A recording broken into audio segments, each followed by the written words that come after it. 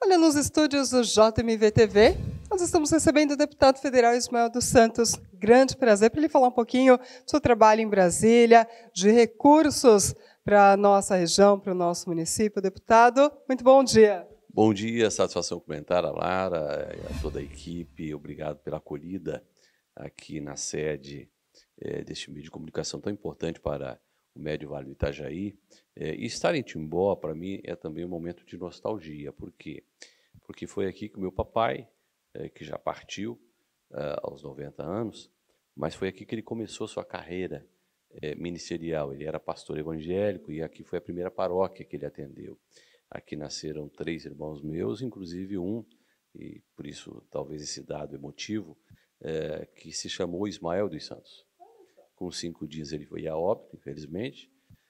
Papai depois foi transferido para Blumenau. 1 ano depois eu nasci, mamãe decidiu colocar o mesmo nome. E deu certo. Só então tem raízes aqui em Timbó. Bom, deputado, vamos falar um pouquinho, saber dessa sua visita aqui no nosso município. A gente sabe, né, que o senhor tem um trabalho muito importante na base, principalmente em Blumenau, né? Visita também outros municípios, mas qual é o principal motivo da sua visita em Timbó? Bom, deixa eu até justificar, às vezes o eleitor, o leitor, né, e o ouvinte, o telespectador, enfim, o internauta, ele pergunta o que faz um deputado federal, né? Por que ganha tão bem, né? Então é preciso justificar. A gente trabalha toda segunda-feira no gabinete regional em Blumenau, atendendo os municípios da região. Terça, quarta e quinta a gente dá expediente lá em Brasília, vai das 8 da manhã às 8 da noite, atendendo uma média de 15 a 20 prefeitos por dia, além das ONGs, enfim.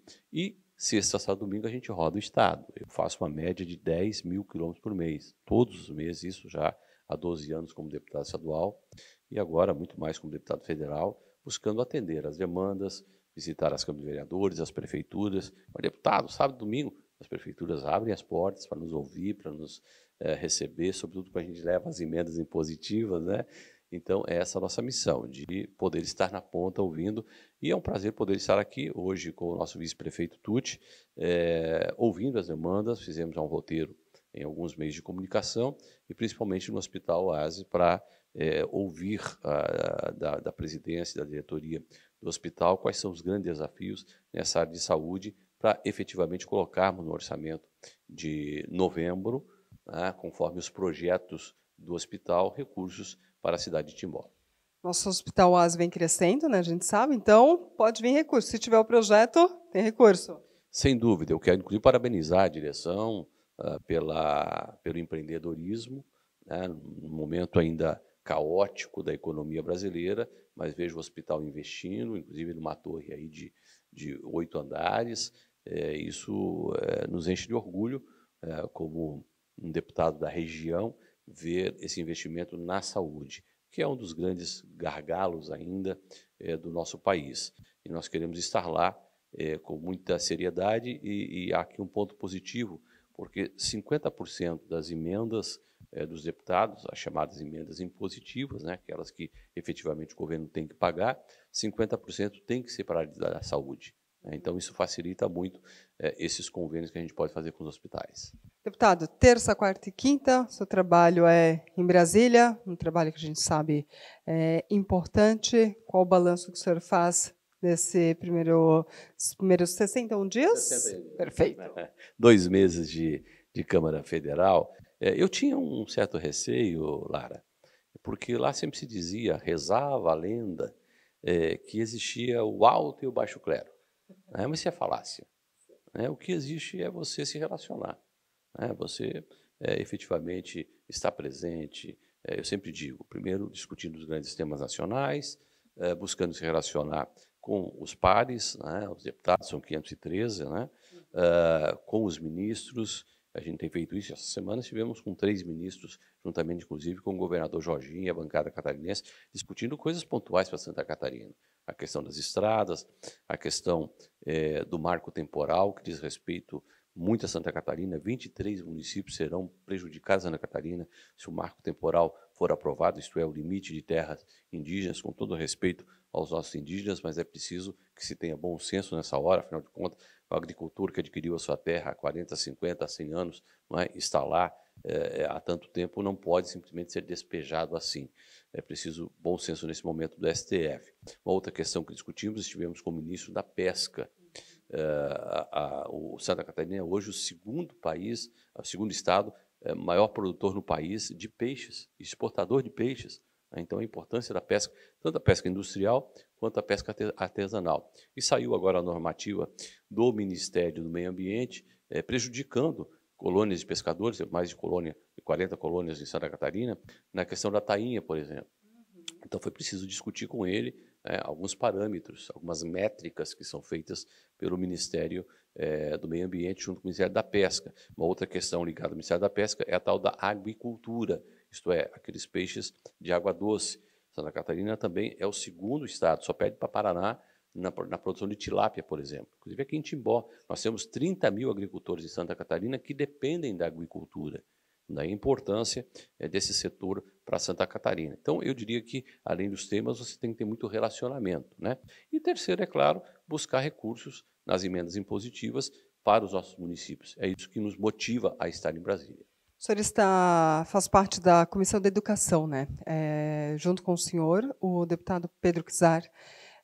São dois parlamentares catarinenses que fazem parte de uma comissão extremamente importante. O que dá para falar? Se não, a mais importante, com certeza. Tudo passa pela educação. Eu tenho uma formação, né, um doutorado em literatura, e isso, é claro, nos atrai para a área da educação. Chegamos ali já com um grande desafio, 450 projetos, só na Comissão de Educação. E aí é preciso você se debruçar sobre eles, não só entendê-los, mas também pegar a relatoria de algum desses projetos, né, para dar o seu parecer, para discutir com os pares. São 42 deputados dos 513 que fazem parte da Comissão de Educação, e essa semana foi fundamental a audiência com o ministro da Educação. Foram 8 horas de debate, com apenas 10 minutinhos de intervalo, e eu fiquei ali às 8 horas, mais de 50 deputados se inscreveram para falar, porque além dos titulares é aberto também a outros deputados que queiram, e é claro que o grande debate foi a questão da segurança nas escolas, né? Sobretudo pela tragédia que ocorreu em Blumenau. Eu estava aqui naquela quarta-feira, porque tinha sido uma semana de votações remotas, então eu pude estar aqui em Blumenau, fiquei, como todo mundo, extremamente chocado com o que aconteceu. 40 minutos depois eu estava no local, abraçando as famílias, chorando com elas. Estive no velório das 4 crianças, a Larissa, o Bernardo Cunha, o Bernardo Pabst e o Enzo. E é impressionante porque as fake news, né? Quando eu estava chegando ali no local, né, no CI Bom Pastor, os carros da polícia estavam saindo porque houve um trote dizendo que estava acontecendo a mesma coisa em outra creche, etc. e tal. Num momento como esse, imagina só, né? E no fim não era nem nada a ver com redes sociais. Segundo as informações que nós temos, esse monstro de 25 anos cheirou cocaína a noite toda, passou por uma escola que ele tinha interesse de invadir, viu uma ronda policial e aí foi para essa outra, não é? Eu sei, Bom Pastor ali no bairro da Velha, em Blumenau, e em 30 segundos fez a desgraça que fez. E aí, claro, discutimos lá em Brasília com o ministro, tive a oportunidade de relatar o fato de maneira mais detalhada e de fazer uma proposta ao ministro, para que o MEC libere uma linha de crédito para as escolas na questão da segurança. Porque agora surgem muitas ideias, né? Um botão de alarme, portão eletrônico, a guarda armada, que o governador já colocou, vai colocar aí nas 1.030 escolas catarinenses, sistema de monitoramento, as rondas policiais, enfim, há uma parafernália de segurança. Mas é preciso recursos. E aí há um outro problema, que eu estou entrando, inclusive, com um projeto de lei, espero que possa ser muito ágil ali. Por quê? O Tribunal de Contas de Santa Catarina não está acolhendo a proposta dos prefeitos, os 295 prefeitos, em que investimentos em segurança nas escolas entrem naquele percentual de 25%. Isso é um absurdo. Claro que tem que entrar. Hoje, claro que o coração do projeto educacional é o projeto pedagógico, não há dúvida. Mas, nesse momento, o coração é a segurança. As crianças não estão querendo ir, os pais não estão querendo deixar as crianças ir para a escola por uma questão de segurança. Então, é necessário que este investimento em segurança entre dentro desse percentual de 25%. Então, estamos entrando com esse projeto de lei para que, efetivamente, os tribunais de contas dos estados possam acatar essa proposta. Infelizmente, segurança, a educação alinhada à segurança, algo que a gente não queria, mas que está acontecendo. Bom, ensino médio, novo ensino médio. Uma proposta também bastante debatida nessas 8 horas de discussão com o ministro. O ministro não revogou, o ministro suspendeu temporariamente. Eu aí dou razões ao ministro, porque faltou diálogo, faltou debate, há algumas questões delicadas, principalmente na profissionalização, que é a grande ênfase da nova proposta do ensino médio, mas há questões fundamentais que estamos em dívida. Não é possível que um país como o nosso, crianças saiam do 2º ano fundamental sem saber ler nem escrever, né? Foi feita uma pesquisa, inclusive, em universidades, onde os nossos universitários não conseguem interpretar um texto, né? Então, são muitas questões que estão em jogo nessa proposta pedagógica e nós queremos dar a nossa contribuição, ampliando o debate, e eu achei muito interessante e sensato por parte do ministro da Educação, quando ele coloca que fará esse diálogo e esse debate com os governadores, né? Porque cada estado tem as suas peculiaridades, enfim, os seus perfis. Bom, para a gente encerrar, deputado, gostaria que o senhor falasse a avaliação do senhor do governo Lula, né? São 100 dias, 100 e poucos dias. Como é que o senhor avalia? Coisas positivas e coisas negativas. Não tenho aqui nenhuma paixão ideológica. Eu sou do PSD, 55, enfim. Acho que temos bons ministros em algumas áreas, e eu cito aqui o ministro da Educação, o ministro da Pesca, que a gente já se relacionou, o ministro do Trabalho. Até fiquei um tanto quanto impressionado, porque ele é um sindicalista, mas ele foi muito criterioso quando tivemos o debate com ele, quando ele disse, olha, não é possível que a Alemanha tenha 90 sindicatos apenas, e o Brasil tenha 11 mil sindicatos no Brasil, né? E ele disse mais, eu sou contrário, né, à cobrança que havia dos sindicatos em relação aos nossos trabalhadores. Então, achei um grande avanço, né, para alguém que é de esquerda, né?